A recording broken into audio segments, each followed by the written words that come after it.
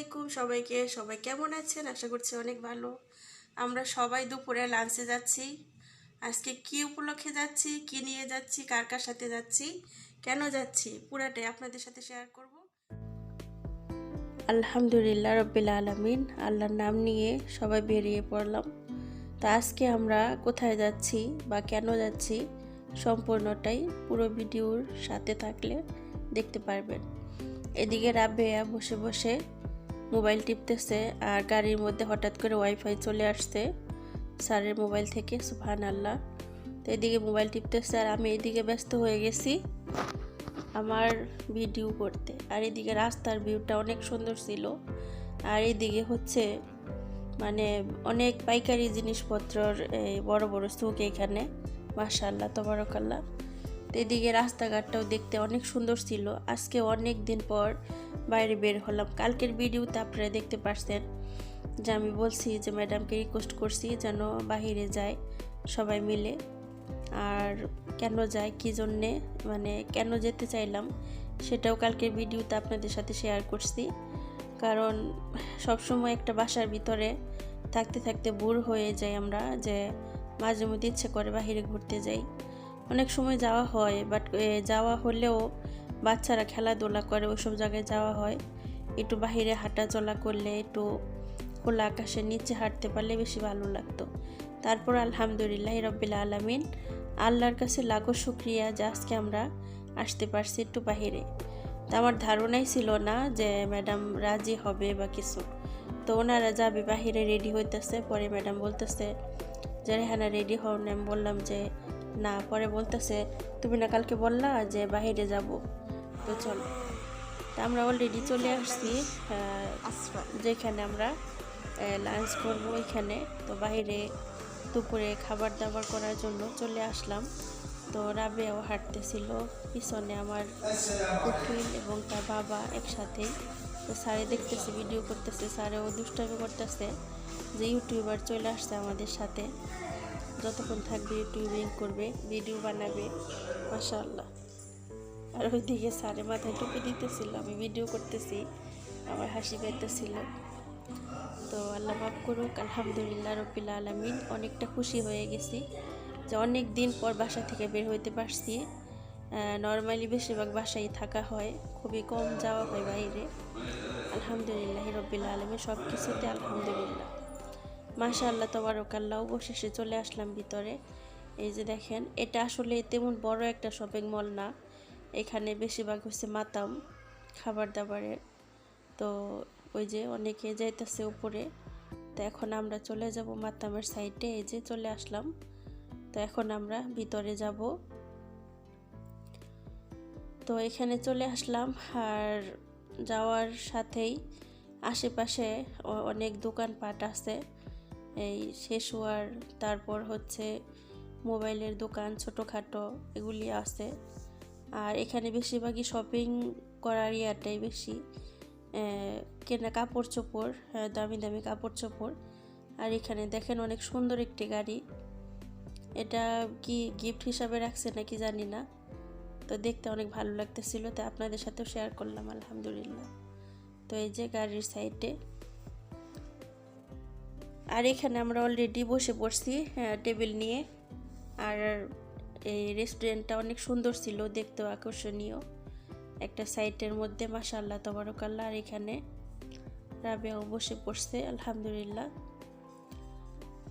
তো আলহামদুলিল্লাহ, আপনারাও দেখুন। আর কেন আসলাম আজকে বাহিরে সেটা আমি আপনাদের সাথে ক্লিয়ার করি। সেটা হচ্ছে আজকে হচ্ছে আমাদের বাসার এই যে ফাতেমা, তারপরে শিফা, আমি কিন্তু আজকে ওদেরকে আপনাদের সাথে শেয়ার করে দিলাম। এখানে দেখবেন আজকে ফাতেমার বার্থডে, তার জন্য সবাই মিলে বাহিরে চলে আসছি। আর সবাই ফাতেমার জন্য দোয়া করবেন যেন আল্লাহ পাক ওকে নেখায় দান করে আল্লাহ পাক ভালো রাখে, সুস্থ রাখে। আর এদিকে মুরব্বী আন্টি আর আমি এখানে চলে আসছি। মুরব্বী আন্টি বলতেছে যে হুট করে ফাতেমার বার্থডে, আমি জানতাম না, তো ওকে কিছু একটা গিফট করি। আর বাচ্চাদের জন্য হয়তো অনেকে বলবেন যে স্বর্ণের জিনিস গিফট করে নাই, না, ওদের অনেক স্বর্ণ আছে, এত স্বর্ণ ওরা কী করবে।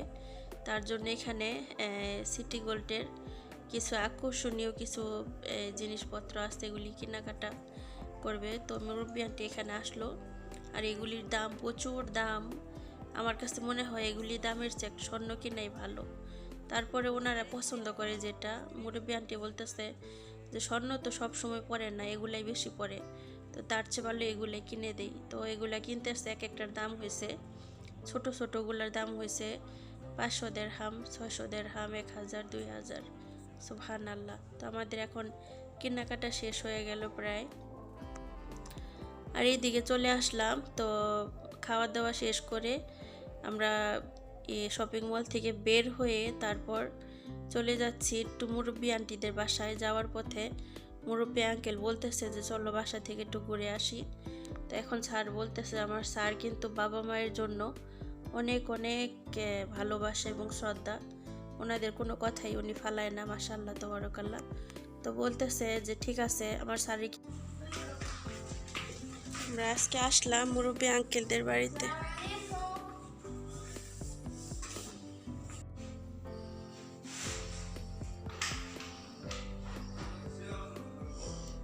হ্যালো রাবিয়া, كيف حالك؟ بيتكم يجي। আজকে এখানে আসলাম মুরব্বি আঙ্কেলদের বাড়িতে। কি অবস্থা, এগুলো ভাঙচুর করবো সব।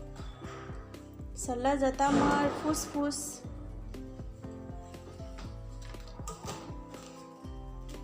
রেজার ফাদি دقيق هذا والله وسخ، ليه ما ينظف عدنان؟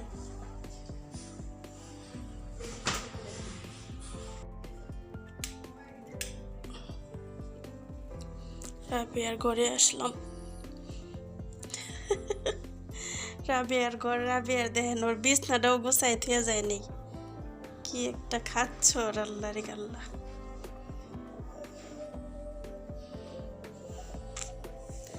এইখানে রেহান আপু, মাশাআল্লাহ।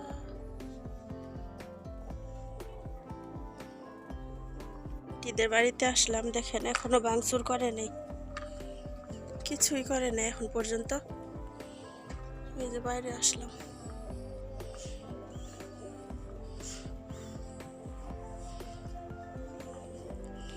এখনো কিছুই শুরু করে নাই, 2 মাস হয়ে গেছে।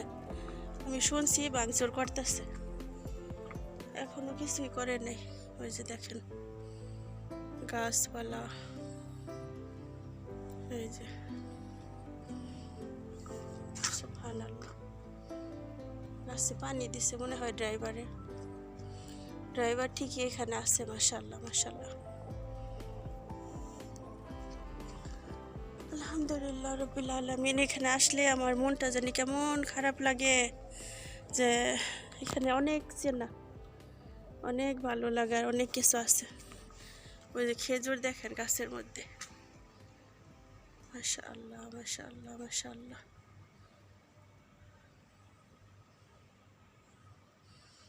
খেজুর হয় না এখনো, হইতাছে, এখনো পাকে নেই। আর গাছের মধ্যে অনেক লেবু হয়েছে ওইখানে, কিন্তু গ্রান আসতেছে, তো দেখারই নেই, কারণ লাইট জ্বালানো নাই। এখানে আসলে অনেক খারাপ লাগে, অনেক চেনা জায়গা, যেমন নিজের বাড়িঘর সাইডে আসা পড়লে এক জায়গায় থাকলে যেমন লাগে, এখানে আসলে আমার কাছে তেমন একটা ফিল হয় যে এটা আমার একটা পরিচিত জায়গা ছিল, এখান থেকে গেলে মন অনেক খারাপ হয়ে যায়। এখানে আসলে ইচ্ছা করে এখানেই থাকি। ও সুবহানাল্লাহ। আল্লাহ পাক কবে যে আমাকে দেশে নিব জানি না, বিদেশে আর ভাল লাগে না, মনটা ছটফট করে আমার দেশে যাওয়ার জন্য। সুবহানাল্লাহ।